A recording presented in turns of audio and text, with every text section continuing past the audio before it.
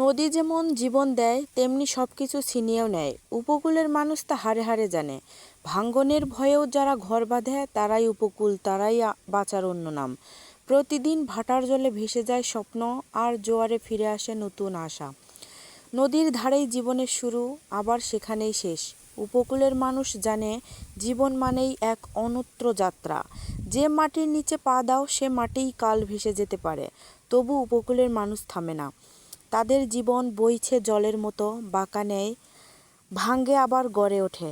ঘূর্ণিঝড়ের মাঝে দাঁড়িয়ে তারা উপকূলবাসী জানে প্রকৃতির কাছে মানুষ কতটা ক্ষুদ্র, আর আশা কতটা বড়। হ্যালো, আসসালামু আলাইকুম গাইস। আজকে আমি এসেছি একটি নদী ভাঙ্গন এলাকায়। এখানে যে ঘরবাড়িগুলো দেখা যাচ্ছে, এদের রাস্তাঘাট পথঘাট কোনো কিছু নেই। এদের বাসায় পৌঁছতে হলে একটাই রাস্তা, সেটা হচ্ছে নৌকা। রাস্তার এই পার এবং ওই পার, দুই পারেই নৌকা, মাঝখান দিয়ে সুন্দর একটা ব্রিজ। এটা কেবল উদ্বোধন হয়েছে মাত্র কিছুদিন আগে। এটা হচ্ছে গাইবান্ধা জেলার সুন্দরগঞ্জ থানার হরিপুর ইউনিয়ন।